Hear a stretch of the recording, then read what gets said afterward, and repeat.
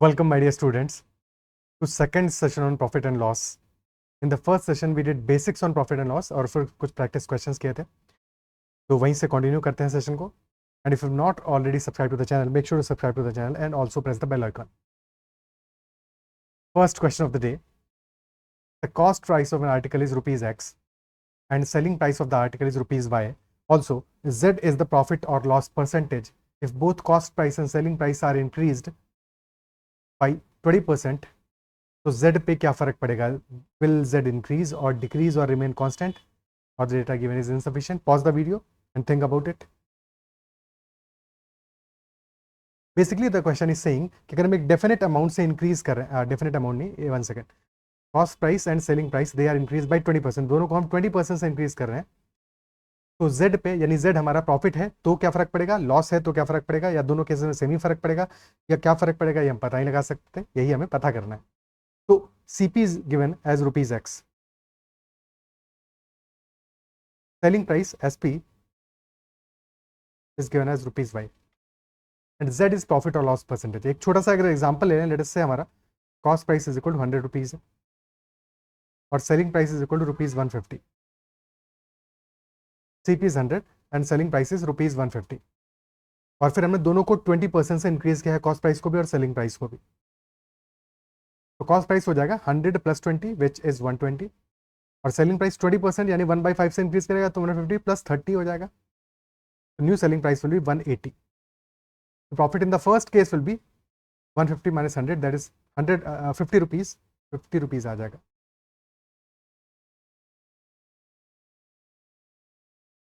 And in second case that will be 180 minus 120 यानी कि 60 rupees आ जाएगा. Profit percentage क्या होगा? फर्स्ट केस में 50/100 यानी कि 50% होगा स्ट्रेट अवे, और सेकंड में 60/120 यानी अगेन दिस इज 50% ओनली, यानी प्रॉफिट परसेंटेज हमारा चेंज नहीं किया है, एग्जैक्टली सेम रहा है कि नहीं? ठीक है, एग्जैक्टली सेम रहा है, दोनों ही केसेस में हमारा जो प्रॉफिट परसेंटेज है वो सेम रहा है. अब हम ऑब्जर्व करते हैं अननोन वैल्यूज के लिए कि क्या ये चीज हमेशा कंसिस्टेंट होगा. ठीक है, सो फर्स्ट केस में हमारा CP है X, SP है Y, तो अगर प्रॉफिट हो रहा है तो profit will be Y minus X, loss होगा तो that will B X minus Y. But समझ सकते हो. ठीक है, अब हम CP को इंक्रीज कर रहे हैं 20% से, तो प्लस 20% कर देंगे तो CP हमारा इफेक्टिवली हो जाएगा X इंटू 1.2 यानी दिस विल बी 1.2X, और सेलिंग प्राइस हो जाएगा Y इंटू 1.2 यानी कि सेलिंग प्राइस हो जाएगा 1.2Y. तो now in this case profit will be 1.2Y minus 1.2X. ठीक है, 1.2Y माइनस 1.2X ये प्रॉफिट की वैल्यू. बट क्वेश्चन हमसे क्या पूछ रहा है? प्रॉफिट परसेंटेज के बारे में पूछा है, because Z is profit percentage, it is not profit. तो फर्स्ट केस में प्रॉफिट आ रहा है हमारा Y minus X, but profit percentage क्या आ जाएगा? That will be Y minus X that divided by CP which is X. तो Y minus X by X आ जाएगा प्रॉफिट परसेंटेज हमारा, मल्टीप्लाइड बाई 100. बट सेकंड वाले सिनेरियो में क्या होगा? Profit percentage will be equal to 1.2 common आ जाएगा, Y minus X upon 1.2X into 100, और ये 1.2 से 1.2 कैंसिल आउट हो जाएगा. इफेक्टिवली दोनों ही केसेस हमारा जो प्रॉफिट परसेंटेज, अगर फर्स्ट केस में Z था तो सेकंड में भी Z ही रहेगा, बिकॉज जो रेशियो है हमारा, जब हम दोनों को सेम अमाउंट से सेम परसेंटेज से इंक्रीज कर रहे हैं, तो जब हम सेम परसेंटेज से दोनों को इंक्रीज कर रहे हैं तो वहां पे हमारा जो रेशियो है वो तो सेम रहेगा. सेलिंग प्राइस और कॉस्ट प्राइस का जो रेशियो है, रेशियो रिमेन्स अनचेंज्ड, तो रेशियो तो सेम रहेगा, और जब तक रेशियो सेम रहेगा तब तक हमारा प्रॉफिट परसेंटेज भी सेम ही रहेगा. That is why Z will remain constant. Profit होगा तब भी यही है और लॉस होगा तब भी यही है. क्या ये बात समझ पा रहे हो? ठीक है, सो यहाँ पे हमारा Z की वैल्यू कांस्टेंट रहेगा, प्रॉफिट या लॉस कांस्टेंट रहेगा if we are increasing both cost price and selling price by same percentage. अगर दोनों को सेम परसेंटेज से इंक्रीज कर रहे हैं इन दैट केस, या डिक्रीज भी करते हैं सेम परसेंटेज से, तब यही सिनारियो बनता. नाउ एक रिलेटेड सेम क्वेश्चन, ठीक है, ऑन दैट कि कॉस्ट प्राइस और सेलिंग प्राइस और profit percentage they are X, Y and Z respectively. If both cost price and selling price are increase this time by a certain amount, इस बार हम increase कर रहे हैं एक सर्टेन अमाउंट से, एक डेफिनेट अमाउंट से इंक्रीज कर रहे हैं. तो अगर CP इनिशियली हमारा X है, SP इनिशियली हमारा Y है, तो प्रॉफिट हो जाएगा हमारा Y minus x first case में. सेकंड केस में लेटर से दोनों को हमने A से इंक्रीज किया, तो नया कॉस्ट प्राइस हमारा हो जाएगा X प्लस A, नया सेलिंग प्राइस हो जाएगा Y प्लस A, और डिफरेंस क्या आ जाएगा? डिफरेंस इस बार भी सेम आएगा Y माइनस एक्स. तो प्रॉफिट की वैल्यू तो सेम है, बट अगेन हम प्रॉफिट परसेंटेज की बात कर रहे हैं. तो फर्स्ट केस में प्रॉफिट परसेंट आएगा हमारा Y minus X by x into 100, but second वाले केस में प्रॉफिट परसेंटेज हो जाएगा Y माइनस एक्स, न्यूमरेटर तो सेम रहेगा, बट डिनोमिनेटर इस बार चेंज हो जाएगा, denominator this time is x plus A and that multiplied by 100. So we can see that numerator remains constant, y minus x तो constant है, same है दोनों cases में.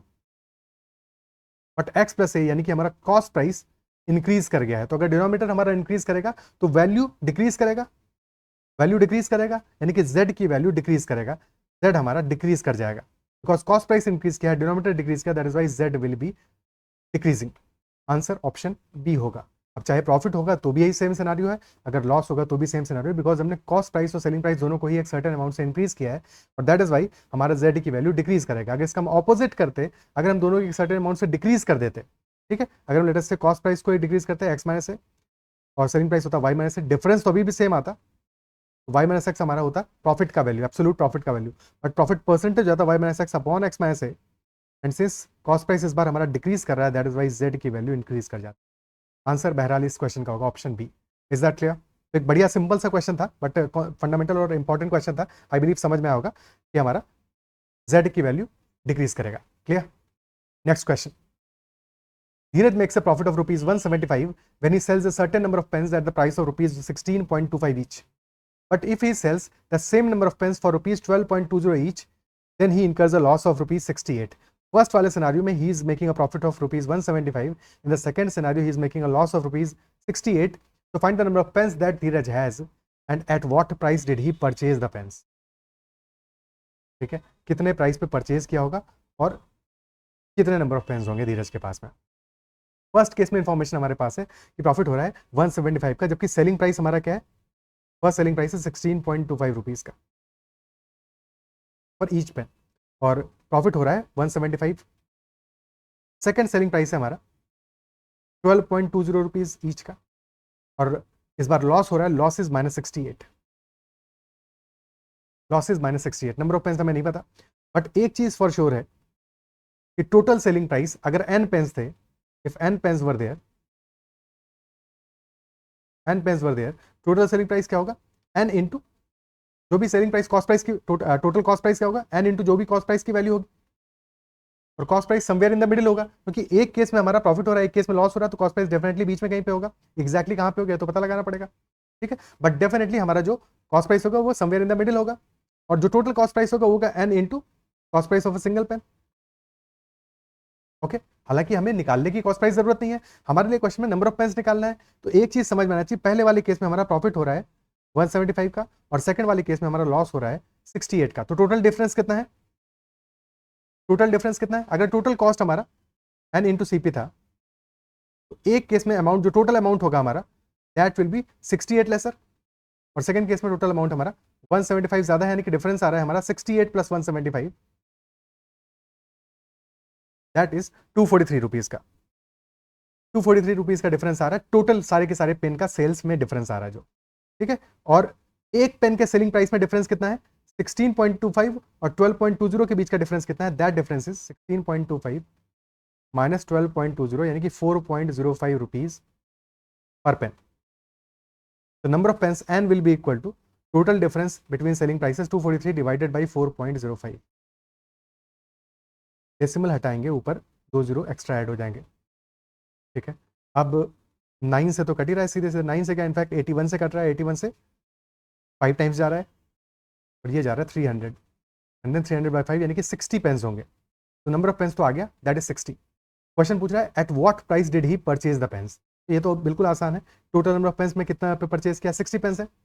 एक पेन का अगर कॉस्ट सेलिंग प्राइस हम मान लेते हैं 12.20 rupees, if selling price is 12.20 rupees, number of pens है 60, तो वहां से हमें टोटल सेल्स में कितना वैल्यू, कितना अमाउंट आया वो मिल जाएगा, और इस केस में हमारा लॉस हुआ है 68 का, तो total cost will be equal to 12.20 into 60, ये हमारा टोटल अमाउंट आएगा सेल्स से, और क्योंकि यहाँ पे लॉस हुआ है 68 का, तो 68 ऐड कर देंगे, टोटल कॉस्ट मिल जाएगा plus 68. This will B 12.20 into 60, 60 into 12 आ रहा है 720, 720 प्लस 0.20 हुआ 1/5, तो 732 प्लस 68. ठीक है, तो this will be total 800 rupees. Total cost of the pens will be 800 rupees. Is that clear? Okay, ठीक है, नेक्स्ट क्वेश्चन करते हैं.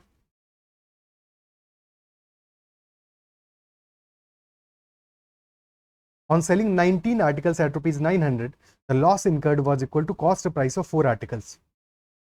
19 articles at rupees 900, loss incurred was equal to cost price of 4 articles. Find the selling price of 5 articles if shopkeeper wants to make a profit on the sale equal to the selling price of 2 articles. पहले वाले case में हमें दिया है loss की value किस respect में दिया है, लॉस दिया है, loss is equal to cost price of 4 articles.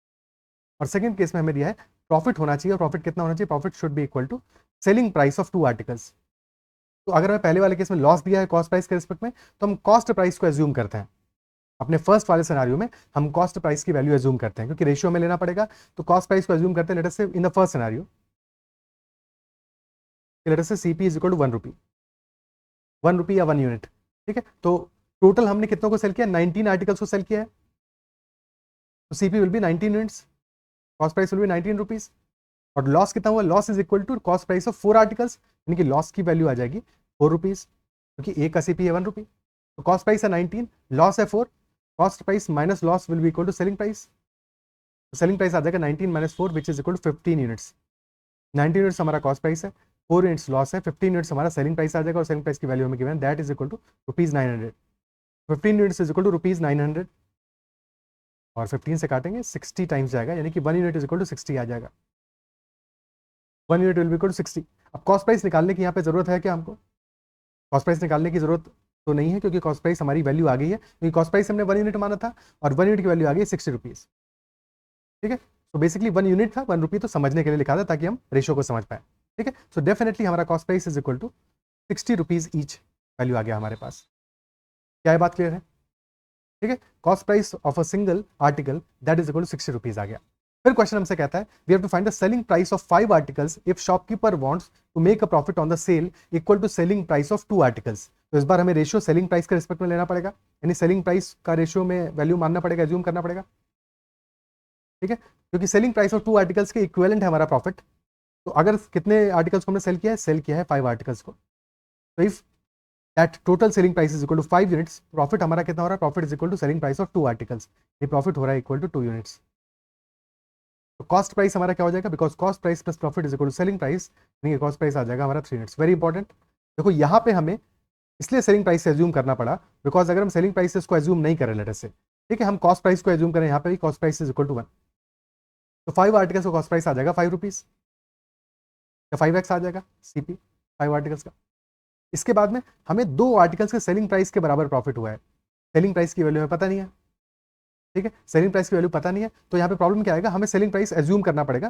ठीक है, कि सेलिंग प्राइस क्या हो जाएगा, selling price will B profit plus cost price. ठीक है, और प्रॉफिट की वैल्यू क्या है, प्रॉफिट ऑन 5 आर्टिकल्स क्या होगा, इज इक्वल टू 2 आर्टिकल्स के सेलिंग प्राइस के बराबर है, यानी कि profit in this case will be 2 times profit plus cost price. ठीक है, 5 आर्टिकल्स में मिला के. ओके, और टोटल वैल्यू आ जाएगा is equal to selling price के बराबर, यानी कि सेलिंग प्राइस कितना होगा, 5 आर्टिकल्स के सेलिंग प्राइस क्या होगा, 5 times P plus CP.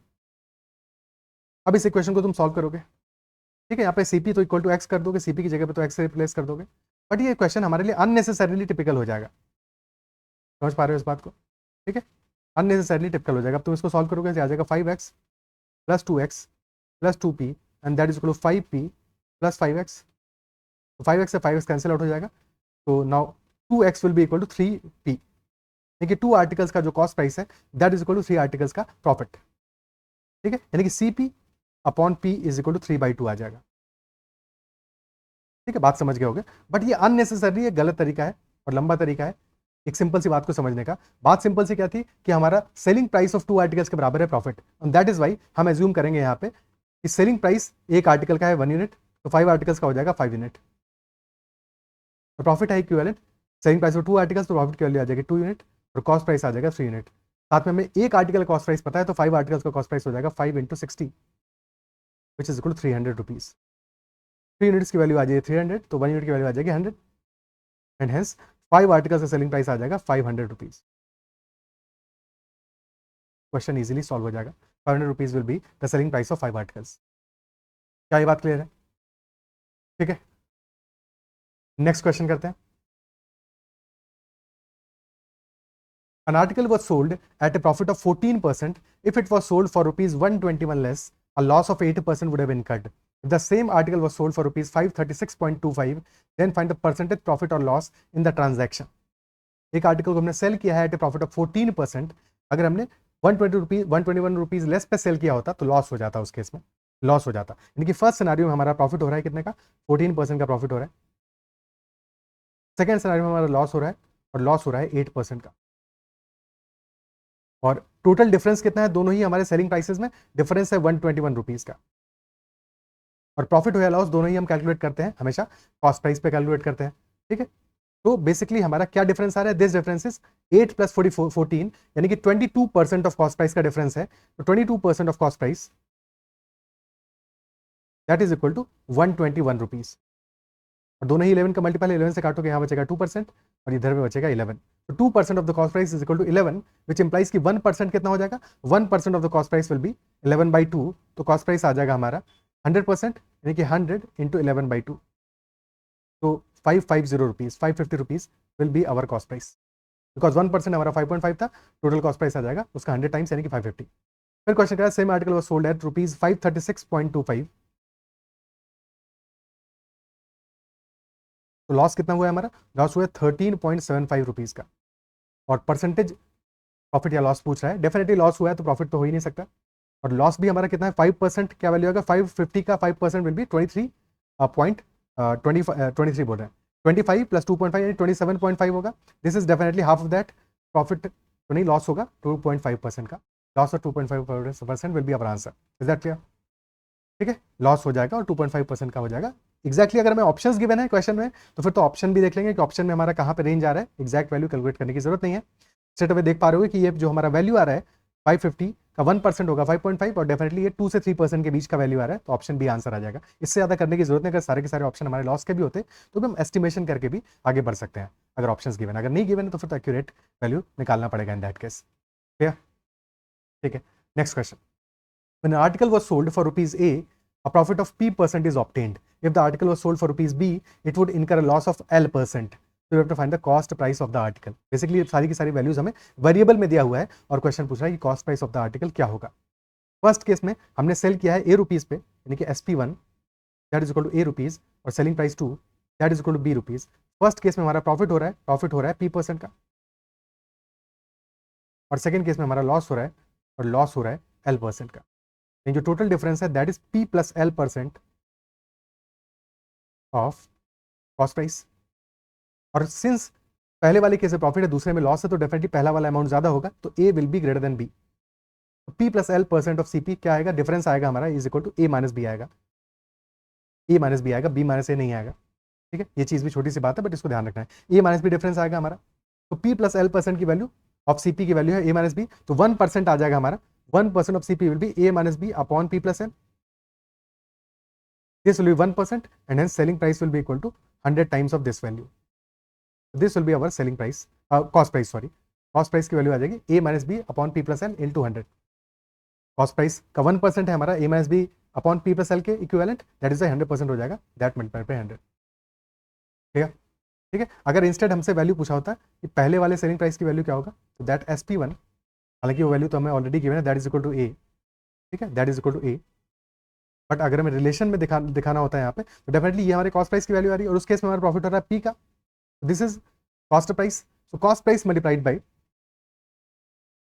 100 plus P divide by 100, this will be the value of first selling price, या we can say that this will be equal to A minus B upon P plus L, और 100 से 100 cancel out हो जाएगा, into 100 plus P। हालांकि ये A के बराबर तो है ही है, बट ये बात क्लियर है, ठीक है। सिमिलरली हम B के लिए भी रिलेशन आइडेंटिफाई कर सकते हैं, डिपेंड करता है क्वेश्चन इसके आगे क्या वेरिएशन दे सकता था। Okay, next question, if an article is sold at 12.5% profit instead of loss of 16.66%, shopkeeper gains rupees 1533 मोर, तो find the cost price of that article. अब इस क्वेश्चन में एक थोड़ा सा प्रॉब्लम है। प्रॉब्लम ये है, अभी तक हमने जितने भी क्वेश्चंस किए, ये सारे के सारे क्वेश्चंस में हमारे पास जो वैल्यूज दिया था प्रॉफिट का या लॉस का, 14% था, 8% था, 10% था, या फिर सिर्फ एक वैल्यू गिवन था, ठीक है। बट यहाँ पे दो वैल्यूज हमें गिवन है, और वहां भी प्रॉब्लम क्या है, पहला वाला वैल्यू है 12.5%, दूसरा है 16.66%। अब इसको तुम स्ट्रेट अवे ऐड करने के चक्कर में पड़ोगे, ठीक है, स्ट्रेट अवे इसका डिफरेंस निकालने के चक्कर में पड़ोगे तो प्रॉब्लम हो जाएगा, ठीक है। ओके, तो फर्क क्या है दोनों के बीच में? पहला वाला केस में है 12.5%, दिक्कत क्या होगा? 12.5 में तुमने 16.66 को वैसे ही ऐड कर दिया, तो ये वैल्यू आ जाएगा 12 प्लस 16 यानी कि 28 पॉइंट, सॉरी 1.16 और ऐड होगा, 28 प्लस 1.16 और ऐड हो जाएगा, तो दिस विल बी 29.16%, है कि नहीं? ठीक है, बट यहाँ से कुछ समझने में, इसको कैलकुलेट करने में प्रॉब्लम आएगी। तो बेटर अप्रोच क्या होगा, हम इन चीज़ों को फ्रैक्शन में कन्वर्ट करें, इन परसेंटेज वैल्यू को हम फ्रैक्शन में कन्वर्ट करें, उसके बाद में इस क्वेश्चन को सॉल्व करने की कोशिश करें। ओके, तो फर्स्ट केस में हमारा 12.5% का प्रॉफिट है, विच इंप्लाइज की 1/8 का प्रॉफिट है, प्रॉफिट है 1/8 का, और डेफिनेटली यहाँ पे 8 हमारा कॉस्ट प्राइस होगा और 1 क्या होगा, 1 is profit. But second case में लॉस है 16.66% का, यानी कि 1/6 का लॉस है, और 6 हमारा कॉस्ट प्राइस है, जबकि 1 हमारा लॉस की वैल्यू है। यानी कि कॉस्ट प्राइस को हमें 8 का मल्टीपल ही मानना है, 6 का मल्टीपल ही मानना है, तो हम कॉस्ट प्राइस 8 और 6 दोनों का ही मल्टीपल मान लेते हैं फॉर सिंप्लीफाइड कंसिडरेशन। ठीक है, एक साथ हम कॉस्ट प्राइस को कंसिडर कर सकें, तो हम सीपी को मान लेते हैं 8 और 6 दोनों का ही multiple, we can say let us say cost price is equal to 24 rupees, 24 units. तो कॉस्ट प्राइस हमारा 24 यूनिट्स है, पहले वाले केस में हो रहा है प्रॉफिट, और प्रॉफिट हो रहा है हमारा कितना, 1/8 का। तो अगर 24 यूनिट्स कॉस्ट प्राइस है, तो हमारा प्रॉफिट होगा उसका 1/8, 1/8 यानी कि 24/8 which is equal to 3 units.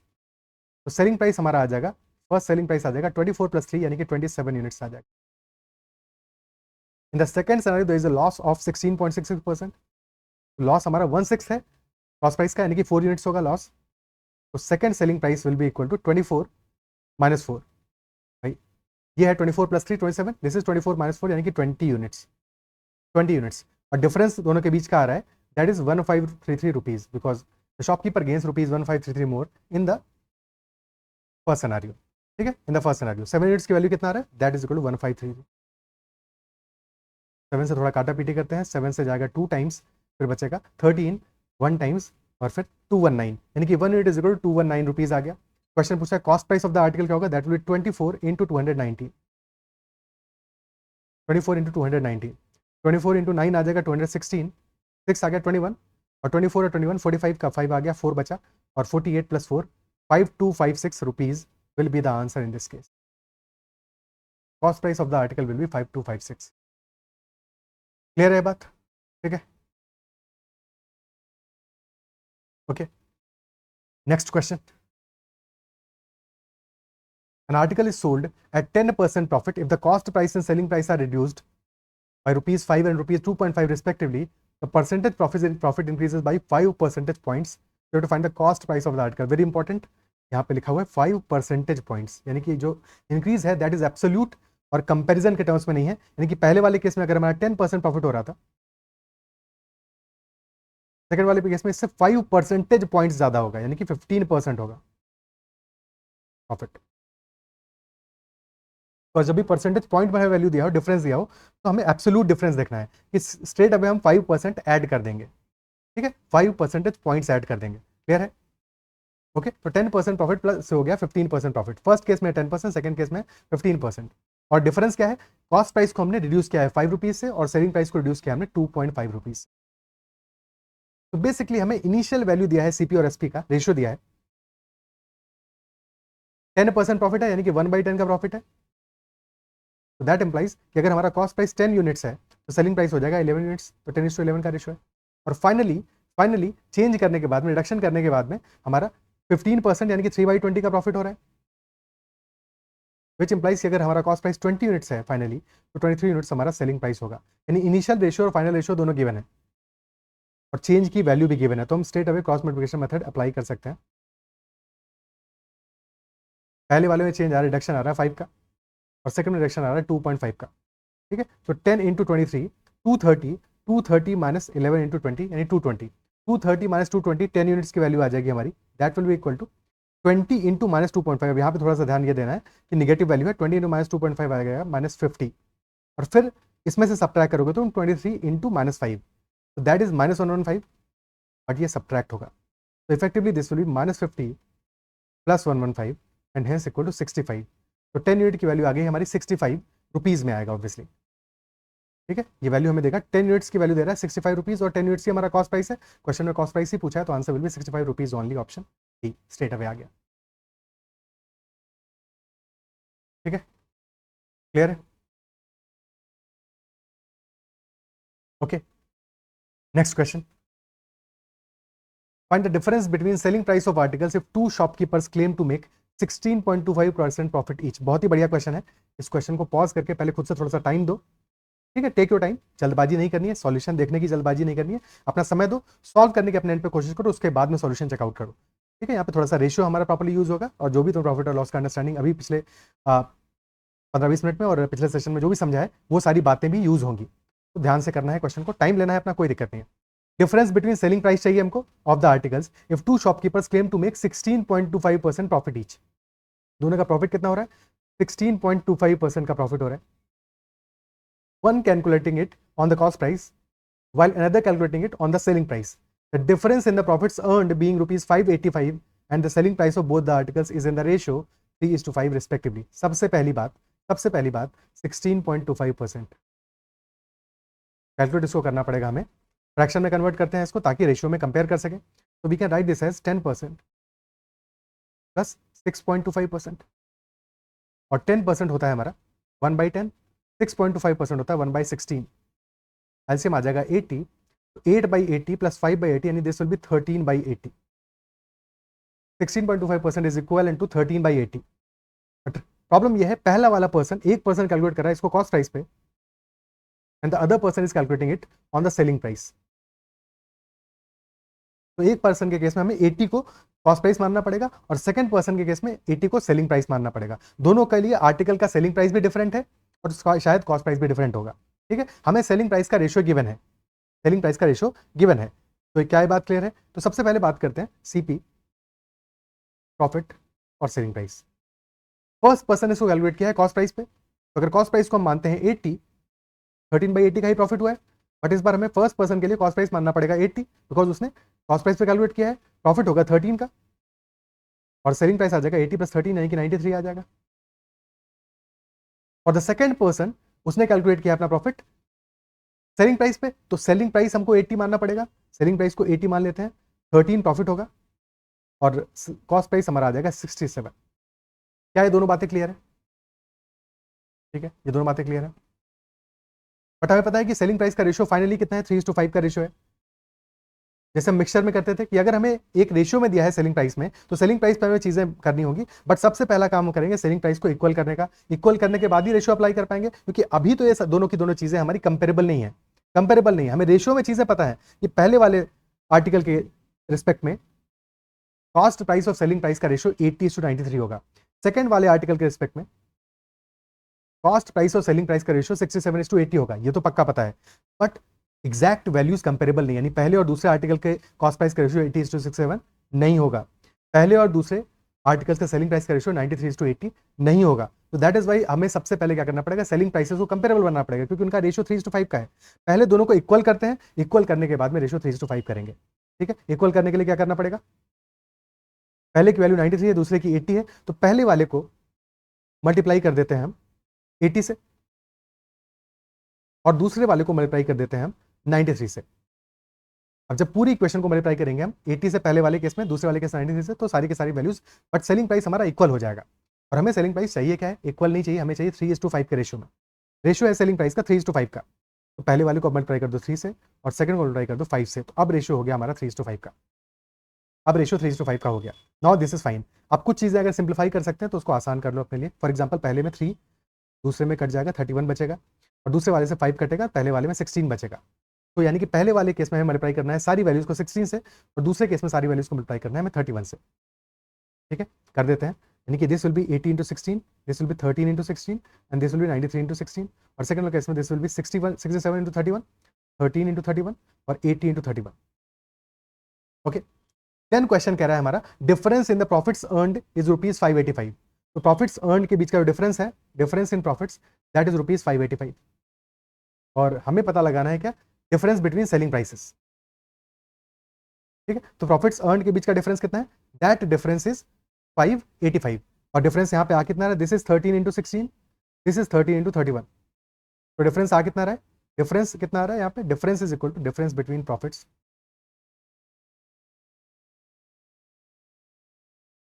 That is equal to 13 common आ जाएगा, अंदर बचेगा 31 - 16, यानी कि 13 into 15, 195 यूनिट्स आ गया। और this 195 units is equal to 585, exactly 3 times जा रहा है, 3 टाइम्स जा रहा है, ठीक है, यानी कि 1 यूनिट इज इक्वल टू ₹3 हो गया। यहाँ से ये चीज़ पता चल गया 1 यूनिट इज इक्वल टू ₹3, और अब हमें पता लगाना डिफरेंस इन सेलिंग प्राइस क्या होगा। फर्स्ट केस में सेलिंग प्राइस है 93 इंटू 16, सेकंड में है 80 इंटू 31, यानी कि 16 इंटू 31 कॉमन आ जाएगा, और अंदर बच जाने वाला है कितना, अंदर बचेगा यहाँ पे 5 बचेगा, 3 बचेगा, सो 5 माइनस 3 बच जाएगा। Difference in selling price again सबसे पहले जो चीज़ें कॉमन थी उनको बाहर दिख गया, 16 और 31 कॉमन आ रहा था, पहले वाले में बचने वाला था 3, दूसरे में बचने वाला था 5, डिफरेंस आ जाएगा 5 माइनस 3, टोटल डिफरेंस हमारा आ गया 16 इंटू 31 इंटू 5 माइनस 3, ठीक है, ये तो यूनिट्स में वैल्यू आ गया, बट फिर हमें पता है कि 1 unit is equal to 3 rupees, तो मल्टीप्लाइड बाई 3 कर दोगे इसमें, ओके, मल्टीप्लाइड बाई 3 कर दोगे, 16 इंटू 31 कितना आ जाएगा, 16 into 30 480 plus 16 496, and that multiplied by 5 minus 3 2, 2 into 3 6, 496 into 6, this is 500 minus 4, ठीक है, तो 500 into 6 आ जाएगा 3000, और minus 4 into 6 24, 3000 minus 24 that is 2976 rupees, that will be our difference, 2976 rupees, that will be the difference। तो एक बढ़िया क्वेश्चन था, थोड़ा लेंदी क्वेश्चन था, बट ऐसा क्वेश्चन सिर्फ इसलिए लिया बिकॉज ताकि तुम्हें समझ में आए कि कभी कभी क्वेश्चन अगर थोड़ा सा कॉम्प्लेक्स हो तो बिल्कुल लैंग्वेज से पैनिक नहीं करना है, हमें कैसे चीज़ों को कंपेरेबल बनाना है, फिर उसके बाद में चीज़ों को हम इजीली सॉल्व कर पाएंगे। क्या इस बात को अप्रिशिएट कर पा रहे हो? ठीक है, अपने एंड पे अगर अभी फंसे हो तो एक बार अपने एंड पे इस क्वेश्चन को फिर से सॉल्व करने की कोशिश करना 1 या 2 दिन बाद, ठीक है, तो अपना टाइम लेना, बट इस क्वेश्चन को एक बार फिर से अपने एंड पे सॉल्व करना तो मज़ा आएगा तुमको, ठीक है, क्लियर होती है बात ये? ओके, तो this is all about the second session of profit and loss. I believe session में क्वेश्चंस में मजा आया होगा, समझ में आए होंगे चीज़ें, और अगर सेशन पसंद आया तो उसको लाइक करना है, और अगर अब तक चैनल सब्सक्राइब नहीं किया है तो जरूर से सब्सक्राइब कर लेना। That's all for this session, bye bye, take care, keep learning.